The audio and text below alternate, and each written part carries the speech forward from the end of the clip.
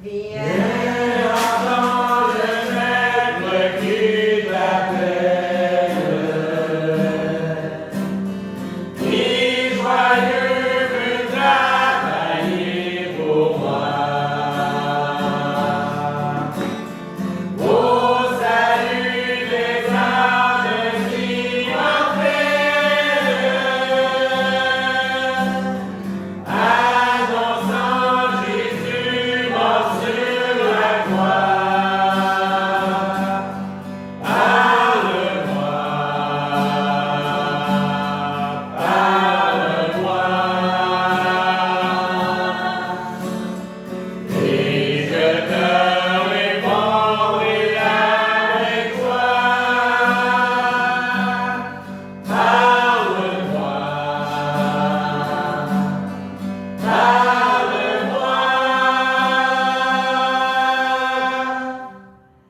et je te répondrai, envoie-moi. Sur le 2. Viens, entends les âmes gémissantes. Penche-toi sur les pécheurs perdus. Autant tes mains compatissantes et conduis-les au Seigneur Jésus. Parle-moi, parle-moi, et je te répondrai avec joie.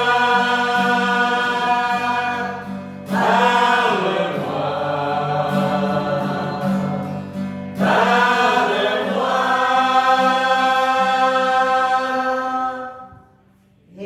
et je te répondrai, envoie-moi. Sur le 3. Quand viendra le jour des récompenses, nous paraîtrons devant le Seigneur. Il dira dans sa condescendance: oui, c'est bien fidèle serviteur. Parle-moi,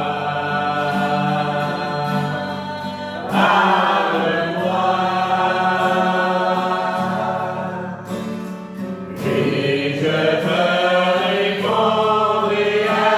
avec joie.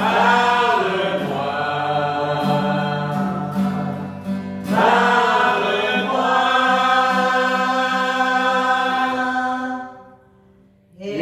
et je te répondrai, envoie-moi.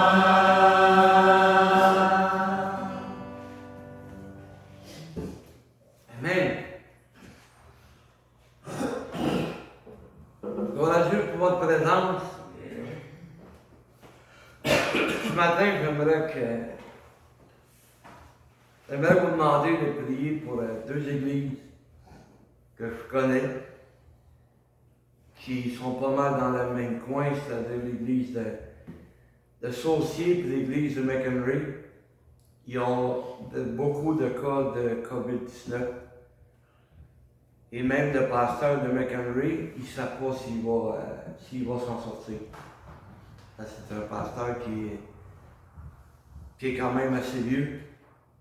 Et je reçois des nouvelles de temps en autre, comme quoi qu'il est encore à l'hôpital. Puis, il y en a beaucoup. Ils sont dans le même coin. Il y a beaucoup d'autres églises que je n'ai pas contact avec eux autres, mais qui doivent avoir le même problème. Le Mississippi, ben, ils s'en sont récupérés pendant quelques temps. mais c'est en train de les rattraper.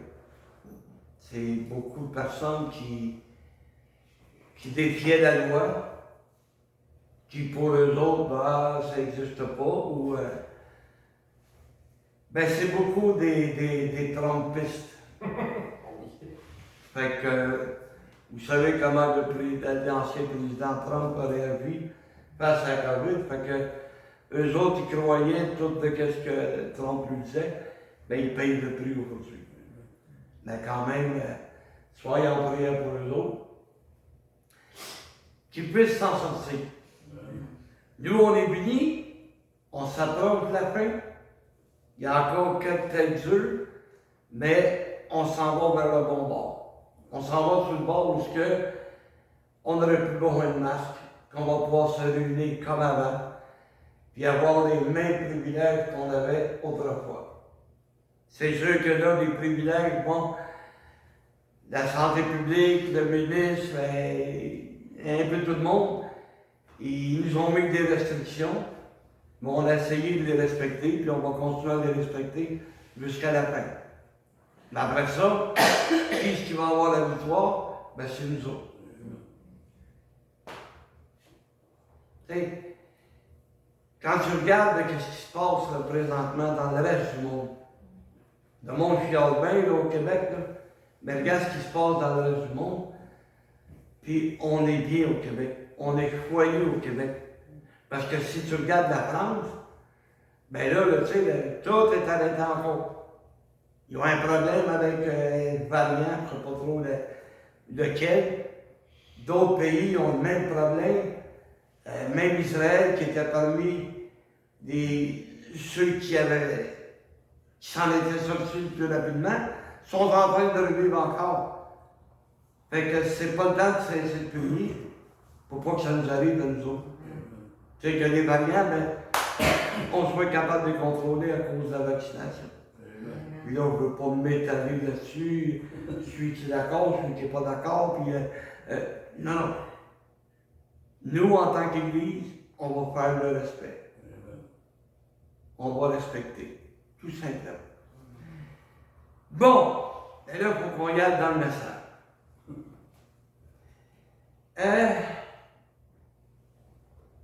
Vous vous souvenez sûrement,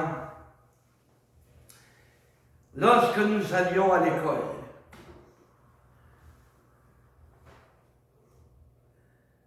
on avait des examens avant chaque bulletin. Et à la fin de l'année, on avait un examen qui venait du ministère, qui allait déterminer si on avait tout compris l'enseignement qu'on avait reçu, ou si on redoublait d'année. Ceux qui redoublaient d'année, ben là, c'était des points intelligents. Et le mot intelligent, on va voir, ça n'a pas le même sens que qu'est-ce que l'homme en a fait. Parce que là, aujourd'hui, quelqu'un qui n'est pas intelligent, c'est un sans-dessin, c'est un imbécile, c'est un idiot. Et même pris le temps qu'on allait à l'école, ceux qui ne réussissaient pas leur année, selon le degré d'apprentissage, selon ce qu'ils étaient capables d'apprendre, il y en a qui se ramassaient en ortho. C'est pas parce qu'ils n'étaient pas intelligents, ces enfants-là. C'est juste qu'il y avait un degré d'apprentissage inférieur aux autres. Vous savez, dans une classe, tu as des A, tu as des B, puis tu as des C. Et on avait notre note, puis à côté, c'était écrit A. Ça veut dire qu'on comprenait bien cette matière. Mais l'autre matière, ils nous mettaient notre note, puis avec un B. Ce qui signifiait qu'on avait un peu plus de difficulté à comprendre. Puis quand tu avais un C, ben t'étais un garçon. C'était pour avertir ou aviser nos parents qu'on avait un bon degré d'apprentissage ou un mauvais. Et quand, dans ce temps-là, il n'y avait pas de psychologue à l'école, il n'y avait pas de travailleur social, il n'y avait pas de personne en mesure d'aider des jeunes qui avaient de la misère en apprentissage. La maîtresse, puis là, le directeur ou la directrice, il est pas bon, envoyé dans l'ortho. Mais là, les gens se moquaient d'eux autres. Là. C'est un ortho.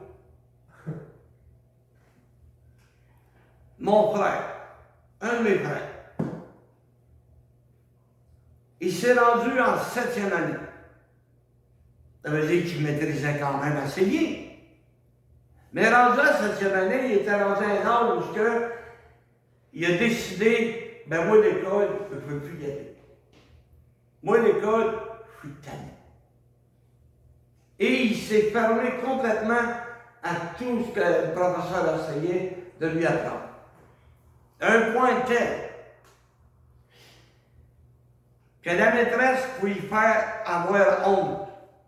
L'a envoyé dans une classe de 2e année où était mon petit frère. Mais lui, il riait de ça. Il riait de ça, il s'en foutait. Il aimait mieux aller aider le concierge. Mais là, mon père, quand il a vu ça, il dit, tu veux aller à l'école, tu n'iras plus. Et il l'a envoyé travailler à Montréal, au garage du père à Saint-Marianne. Il couchait Saint-Grabot. Il rouvrait le garage, puis il fermait le garage. Il était heureux. C'est l'école qu'il n'aimait pas. Et c'est pas parce qu'il n'est pas intelligent, parce qu'il peut te bâtir une maison demain matin. D'un bout à l'autre. C'est pas parce qu'il n'est pas intelligent. Il a déjà eu sa propre compagnie à lui. C'est pas parce qu'il n'était pas intelligent, là. Il n'aimait pas l'école. Puis il y a des enfants qui sont comme ça, qui n'aiment pas l'école. Fait que, il ne sera pas parmi les premières classes à 90%. Ils n'aiment pas l'école. Et bien souvent, c'est pas tous les professeurs qui ont la même technique d'enseignement. Tu sais, il y a des élèves qui vont dire, hey, moi je l'aime, mon professeur, ça n'a pas d'allure. Puis il y en a d'autres qui vont dire, je l'haïs, je ne suis pas capable de bien comprendre avec lui, blablabla. Bon. Mais dans le texte qu'on va voir aujourd'hui, on va voir que le mot intelligence veut dire que c'est une faculté d'apprendre et de comprendre. Ce n'est pas des imbéciles. Vous savez, j'ai fini en secondaire 3. J'ai eu 100% en anglais. J'ai tellement foxé le cours que je ne sais même pas où j'ai pris la note. J'ai jamais assisté pendant le premier 2 mois.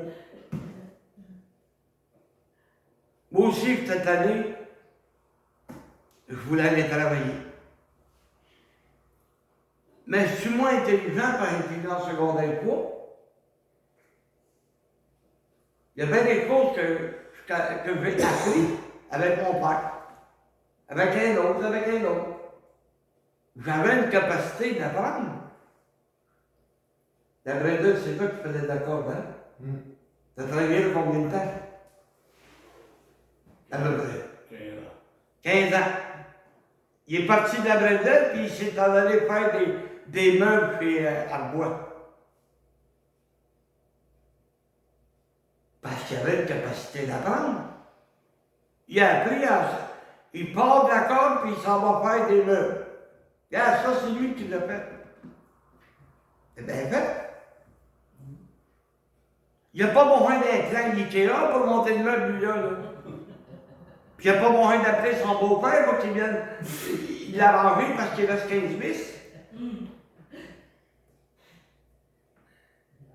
Il travaillait dans un cochon.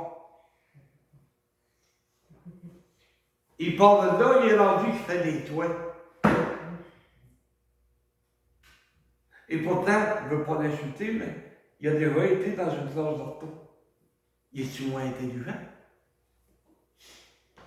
Il a travaillé dans les piscines, il a travaillé dans les cochons, il est rendu sa construction. 56 métiers, 56 misères. Mais il y a une capacité d'apprendre. À l'école, il n'apprenait pas. Mais là, il apprend avec la vie. À l'école de vie, c'est mieux. Demande à Pierrot de te monter n'importe quoi. Un poulailler, une maison en prairie, une barouette, demande-tu n'importe quoi, il va te le monter. Il y a une capacité d'apprendre, il y a une certaine habileté. C'est ça qui fait la différence. Nous avons une habileté, puis on est capable de comprendre, même si on n'a pas fini l'université, puis on n'est pas des nanéniales. Hein? Parce que écoute, la plupart des travailleurs, quand tu parles de nanéniales, ils sont frustrés. Parce que l'ananénial, il est censé t'aider que ça y aille mieux. Mais quand tu arrives à ton poste de travail, tu dis non, pas de même. Si tu fais ça, ça va me retarder. Si tu fais ça, ça va me presser. Mais le nanénial, lui, il dit quoi? C'est moi le nanénial, puis je te dis spécialement. Bon, ça va bien, hein? Mais dans l'évangile de Marc au 7e chapitre, à partir du verset 14, on va voir la capacité de comprendre. La faculté, comme dirait l'écran, la faculté de comprendre et d'apprendre. Ensuite, ayant de nouveau appelé la foule à lui, il lui dit, « Écoutez-moi tous et comprenez. Il n'a rien hors de l'homme, rien qui entre en lui puisse le souiller, mais ce qui sort de l'homme, c'est ce qui le souille. » Continue. « Si quelqu'un a des oreilles pour entendre, qu'il entende. » Lorsqu'il fut entré dans la maison loin de la foule, ses disciples l'interrogèrent sur cette parabole. Il leur dit, vous aussi, êtes-vous donc sans intelligence? Ne comprenez-vous pas que rien de ce qui est dehors entre dans l'homme ne peut le souiller? Pensez-vous que Jésus voulait insulter ses apôtres, voulait insulter ses disciples en leur disant, êtes-vous sans intelligence? Non, comprenez. C'est ça le mot important, c'est comprenez, apprenez. C'est ça être membre de l'Église. C'est pas parce qu'on n'est pas intelligent, c'est parce qu'on bouge nos oreilles et on ne veut pas comprendre. Il faut apprendre. Il faut comprendre. Romains, vous le savez, toute chose concourt au bien de celui qui aime Dieu. On l'entend, on l'a appris, mais on ne veut pas le comprendre. On ne veut pas l'accepter. Mais comprenez, c'est pour notre bien. Tantôt, on chantait quand viendra le temps des récompenses. Quand ça va être le temps de se présenter face à face avec Dieu pour recevoir nos récompenses. Ou d'être jeté dans les ténèbres du dehors. Combien de fois qu'on l'a prêché, combien de fois qu'on l'a enseigné, et pourtant, on ne comprend pas encore. On n'y croit plus. Parce que si on y croyait, on fera attention.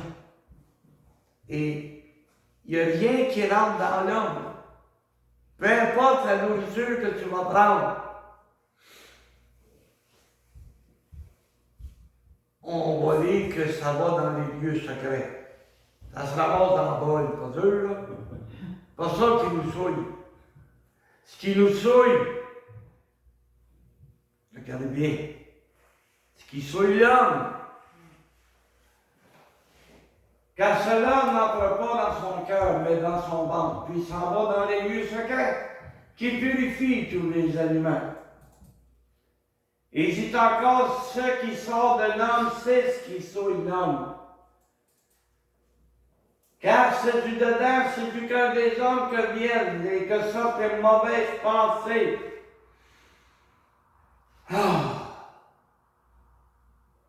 Qui n'a pas eu une mauvaise pensée cette semaine? Bien que cette semaine. Pas de pour le restant de l'année, cette semaine. Combien qu'il y a de gens qui ont eu des mauvaises pensées?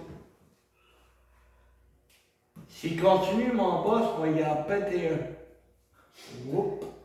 Ça, c'est une mauvaise pensée. Parce qu'on pense que les mauvaises pensées, c'est l'homme et la femme, il n'y a pas rien que ça. Mauvaise pensée, tu peux en avoir beaucoup. Comme il est écrit dans Corinthiens 13. Soupçonner le mal, c'est parce que tu as des mauvaises pensées. Si tu soupçonnes le mal, c'est des mauvaises pensées. Les adultères, les impudicités. Ben, si on s'étalait sur les adultères, si on s'étalait sur ceux qui sont impudiques, qui s'en fout, on s'en fout de la volonté de Dieu. Moi, je la trouve cute. Puis moi, ben, je veux l'emmener dans ma chambre à coucher. Ben, on a un problème. On appelle ça de l'impudicité. Ça part avec une mauvaise pensée. Oh, quelle est belle. Hey! Un matin, j'ai félicité Sœur Rosa. Parce que je trouvais que son ensemble, ça y allait bien. J'ai dit à Sœur Valine qu'elle était belle. Parce que son ensemble va bien. Ah, Sœur Carole aussi. Sœur Marianne, je n'ai pas eu le temps de dire. Bon. Mais j'ai pas eu de mauvaise pensée, là. J'ai simplement dit qu'elles étaient belles.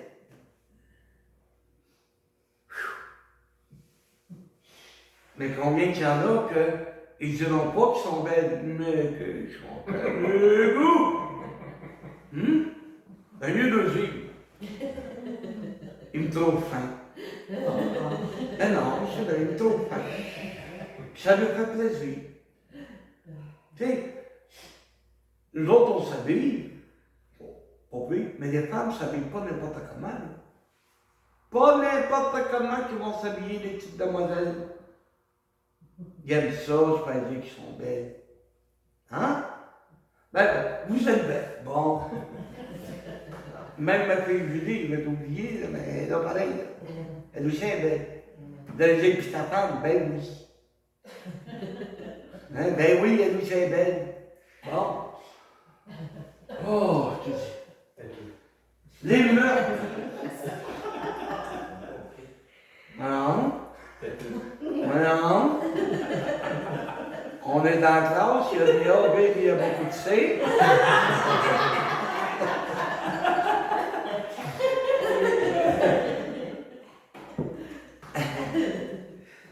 On continue.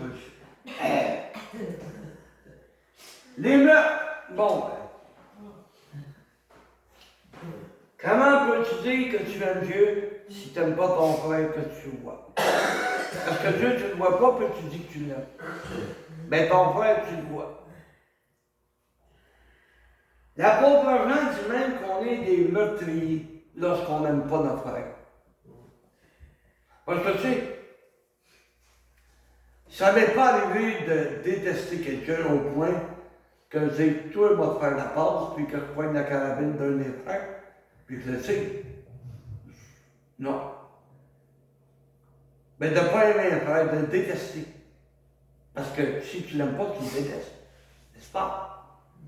Donc, tu es un meurtrier. Fait que, attends pas que la police arrive. La police, ça peut exiger. Bon. Les vols, voyons donc, c'est clair qu'on aurait des voleurs dans l'église. Ben, si tu voles le gouvernement, là, en déclarant des choses qui sont fausses, ben, t'es un voleur. Puis c'est moi qui vole. Parce que même rendu là, on a des impôts à payer. On a mis de l'argent de côté toute notre vie. Toute notre vie, le gouvernement nous a arraché de l'argent pour nous donner une pension, puis il nous taxe la pension en plus. Tu le vois? Bon. Les cupidités, ça, c'est l'amour de l'argent, qu'est-ce que ça peut faire? Hein? Il y a des compagnies qui vont fermer les portes pour s'en aller dans une autre place qui va coûter moins cher à produire pour faire plus de bénéfices. C'était triste là, quand on a vu à l'Assomption la grosse usine qui faisait des poils, des privilèges. Hey, ça faisait depuis, je ne me rappelle plus, je pense que c'est en 1949 qu'ils ont ouvert la compagnie. Il y avait 800 personnes qui travaillaient là. Du jour au lendemain, ils ont décidé de pour prendre les portes. Ils ne sont pas préoccupés des 800 employés qui les ont fait faire des bénéfices toute leur vie. On s'en va ailleurs parce que ça va rapporter plus. Ben, ils se sont mis un doigt dans l'œil parce qu'ils ont emmené l'usine à Memphis, puis ils ont eu 10 fois plus de problèmes qu'il y en avait ici. Ben bon! Hein? Et voilà, ça en est un exemple, monsieur Pierre. C'est venu de mauvaise pensée. Ben bon pour eux autres. Des vacances, les gars, comment je fumais ça le matin? Hein? De choix, pas de faire faillite, mais pas loin. Non, mais ça me choque. Ça me choque de mettre 800 personnes dans la misère. Tu sais, parce qu'il y en a, là, qui étaient proches de leur pension. Ils étaient proches de prendre leur retraite. Tout obligé de trouver une job pour 4 ans. Commencer en bas d'échelle parce qu'il te reste 4 ans encore.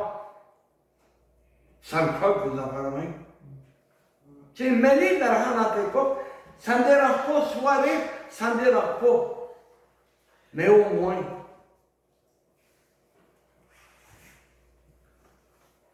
il y a une petite usine de tabac. C'est fermé depuis longtemps. À Saint-Roch. Le propriétaire, ça allait mal. Il a gardé un de ses plus vieux employés, parce que les autres étaient jeunes, ils pouvaient trouver une job. Mais le plus vieux, il l'a gardé pendant 5 ans à travailler. Mais il faisait plus de ménage qu'il travaillait. Il attendait qu'il arrive à sa pension, à sa retraite. Je ne me rappelle pas comment.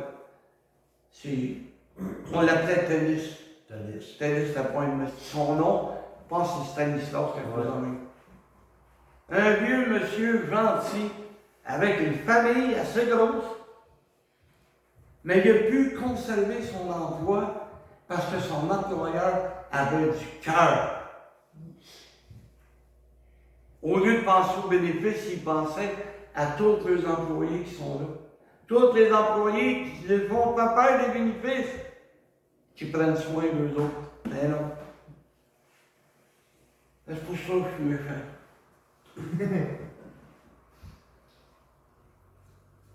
La fraude. Le dérèglement, la fraude, ben, on vit dans un monde de fraudeurs. Qu'est-ce que tu veux que je te dise? Tu sais, regarde encore les compagnies qui envoient des millions puis des millions dans des paradis fiscaux. Ils fraudent le gouvernement. Mais toi, si tu veux jouer 400 piastres, ils vont venir te chercher, puis ils vont te ramasser. Mais les millions qui sont cachés là, des jeux de poterie, puis de moumouk, puis tout ce que tu veux. Hein? Ils sont pas capables. Ben non, parce que les ministres, eux autres même en envoient là-bas. Ils peuvent pas les ramasser, puis hein? Ils peuvent pas faire ça, là. Ils sont obligés de payer eux aussi d'impôts. Le dérèglement, ça c'est ceux qui n'aiment pas les règles. Le regard en Dieu. Oh my God. Les beaux yeux doux. Les beaux yeux doux que tu peux faire à un homme. Puis l'ennui tombe dans les vannes. T'es donc bébé. Ben oui. Et donc bébé, mais ça ne t'appartient pas. Et donc bébé, mais Jean le Baptiste se passe dans la tête. Pourquoi? Parce qu'il a osé aller dire au roi, il t'est pas permis d'avoir cette femme, c'est la femme de ton frère. Il en a pas dans la tête. Ils ont fait couper la tête à cause de ça. Parce qu'ils l'ont mis en prison. Puis après ça, ben, la belle Salomé est venue danser pour le roi. Et la belle Salomé, bon ben, qu'est-ce que tu veux? Je veux la tête de Jean le Baptiste. Mais là, quand il y a un paquet de monde alentour de peu, puis je dis, m'a donné même la moitié de mon royaume. Le roi Hérode, il a réussi à attendre, ça coûte même pas 10 piastres, les croyances en table. C'est la vanille. Hein? Pour le seul, il n'y a pas de matin. La calomnie. Quand les gens se mettent à détester quelqu'un, ils inventent n'importe quoi. N'importe quoi. Pour le calomnier, pour le salir, pour qu'il soit noir comme le poil. On voit ça dans l'église, même toi à l'extérieur. Ouh! L'orgueil, ben là, ça, je l'ai souvent prêché, je l'ai souvent emmené. Il n'y en a pas d'orgueilleux dans l'église.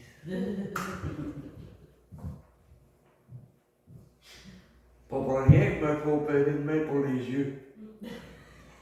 Quand tu es rendu à voir qu'il n'y en a pas d'orgueil dans l'église, c'est parce que tu commences à être aveugle. Bon?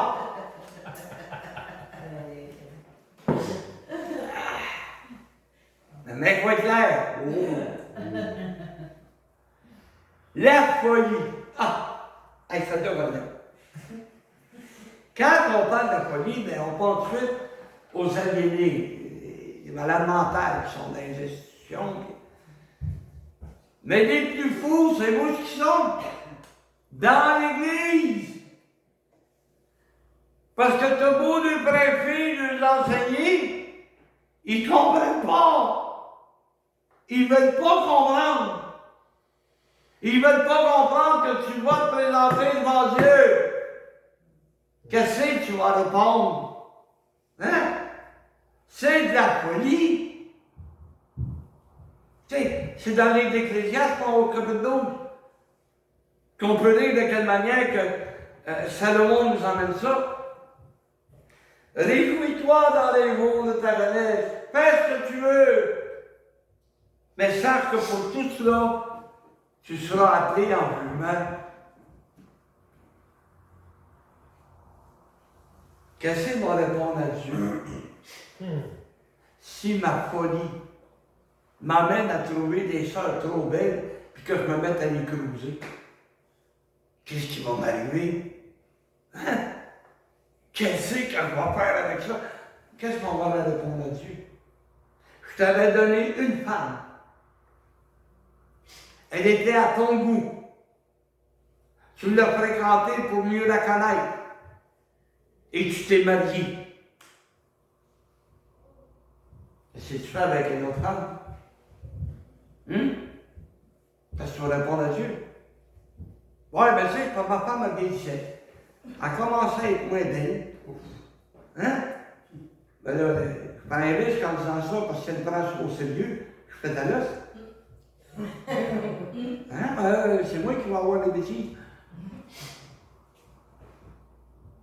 Parce que quand j'ai connu ma femme, c'était un joli petit pétard. Hein? Elle n'avait pas eu d'enfant pour rien. Mais elle m'aimait tellement qu'elle m'a donné des enfants. Sachant que ben, sa bedaine deviendrait peut-être un peu plus molle. Mais l'amour qu'elle avait pour moi, l'amour qu'elle a démontré pour moi, c'est plus son corps que je regarde, c'est son cœur. C'est de quelle manière elle peut m'aimer. Parce que je ne sais pas quelle femme ferait la moitié de ce que ma femme fait pour moi, dans mon état. Tu sais, quand on va à l'église et qu'ils nous disent c'est pour le meilleur et pour le pire, et quand ils parlent dans la maladie, est-ce que tu acceptes ça? Vas-tu l'aimer autant dans la maladie? Bien, elle réponse oui. Puis elle prouve. Elle prouve qu'elle y croyait la journée qu'on s'est mariés. Elle est encore plus belle qu'elle était. Tellement belle avec un cœur tellement grand que je n'ose pas regarder les autres femmes. Je les complimente seulement. Je ne suis pas orgueilleux, mais pas pour dire que René est plus haut que moi. Hein? Ça se fait pas. Je suis le plus beau dans ma tête. Je le sais pas dans mon corps, je me regarde dans le miroir. Puis à cause de mon handicap, ils m'ont fait un miroir, tu sais, comme oblique, là, qui est le même. Je me regarde, puis je me vois ben. Et pas d'excuse de dire, oh ben j'étais pas assez grand. Oh, que je me vois. Mais dans ma tête, dans mon cœur, je suis beau. J'ai la bonté du Seigneur. Dans mon cœur. Mais l'extérieur, des fois, je me le demande. Parce qu'il n'y avait rien pour attirer le regard, Jésus. S'il n'y avait rien pour attirer le regard, ça veut dire qu'il n'était pas si beau que ça. Hein? Parce que quand tu regardes ses crucifixes, il est si beau, il est un peu. Belle barbe, tu sais, le style des pieds avec les cheveux un peu longs, une goutte ou deux de sang qui tombe de là. Hein? Il est beau, mais en réalité, c'est pas ça, pas en toute l'image de Jésus. Ceux qui ont vu le film de Mel Gibson, je ne me rappelle plus. C'est quoi, là? La passion. La passion, ça a l'air qu'il est magané. Il est magané. Il donne la réalité de ce que Jésus a pu vivre. Il donne la réalité. Fait qu'il n'était pas si beau que ça. Il n'avait rien pour attirer le regard. Mais quand tu connaissais son cœur, Cassin qui était beau. Cassin qui aurait dû être l'homme le plus merveilleux que la terre a jamais connu. Ben, c'est pour ça que vous pouvez vous trouver beau et belle. Parce que vous appartenez au Seigneur. Hein? Amen. Qu'est-ce que... Non. Tu vois comment Mel Gibson, il est pas beau? Non, mais voyez les souffrances qu'il a eues parce qu'il nous aimait. Et ce matin, il nous demande, êtes-vous sans intelligence? Vous ne comprenez pas ce que je dis? Vous comprenez, mais vous n'acceptez pas. C'est ça qui est l'affaire. Moi, je veux vivre ma vie comme je l'entends. C'est pas parce que vous ne comprenez pas, mais vous ne l'acceptez pas. Tu sais, il y a des choix difficiles à faire dans la vie. Mais c'est à nous à les prendre ces choix-là. Puis à dire, ben, est-ce que je vais selon la parole de Dieu? Ou si j'y vais selon mes pensées, selon mes désirs, selon ce que j'aime? C'est à nous à décider. C'est pour ça que Jésus ne veut pas nous insulter, mais il nous demande d'être-vous sans intelligence. Je suis assez intelligent. Parce que quand on parle d'intelligence, on parle, oh ben c'est un génie. Une simple faculté de comprendre et d'apprendre. C'est ça l'intelligence. Alors, soyons intelligents. Oui. Comment est-ce qu'on peut regarder un enfant puis dire, ben, il est donc bien intelligent? Parce qu'il apprend vite. Il apprend vite. On dit qu'il est donc bien intelligent. Parce qu'il apprend. Excusez-moi. Il y a des enfants, tu veux les mettre sur le petit pot. Combien de trucs on essaye pour les mettre sur le petit pot pour qu'ils réussissent à faire du pipi. Au bonheur, quand tu viens pour les enlever leur doune. Ah, la suce. Il y en a qui les enlèvent ça.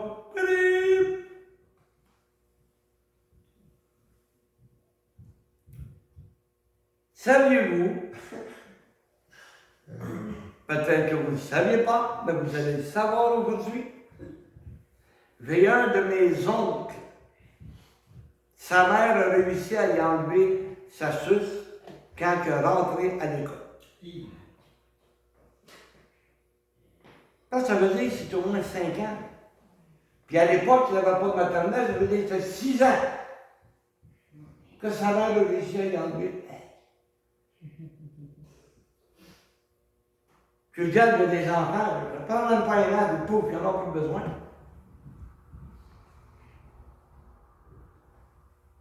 Mais les enfants à 2 doux. Ça, c'est dur. Je ne sais pas où est-ce qu'ils prennent ça. Où c'est que ça partit. Mais ils ont une doudou préférée.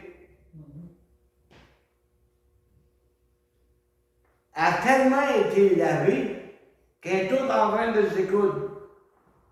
Mais le coin, il est encore bon.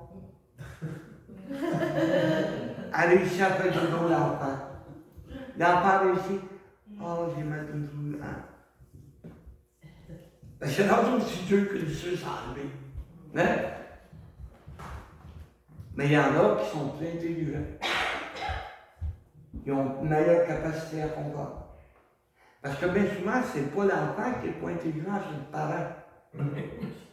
C'est vrai. Il y en a qui réussissent à faire des choses merveilleuses avec leurs enfants, puis il y en a d'autres, ils sont tellement maternés, puis même on peut dire paternés, que tu dis, voyons donc, ça n'a pas d'allure. Il me semble, moi, ben c'est ça. Il me semble, moi, c'est pas il me semble, eux. C'est chaque personne qui a son degré de faculté d'apprendre et de comprendre. Hein? Parce que si tu te fies à ce que tu vois à la télévision, si tu te fies à ce que tu vois sur Internet, les parents, ceux qui te donnent des conseils, comment élever ton enfant, c'est à s'y perdre. Un va dire une chose, l'autre va dire d'autres choses. Oh, tu devrais faire ça, c'est bon. L'autre dit, ben non, fais pas ça, c'est pas bon. Chacun prenons la méthode nécessaire. Allons-y avec l'intelligence. On comprend la faculté d'apprendre de notre enfant comme on devrait comprendre notre faculté à apprendre, à comprendre. Et surtout, comme disait Frère Pierre dans sa prière, à mettre en pratique. Ça, c'est important.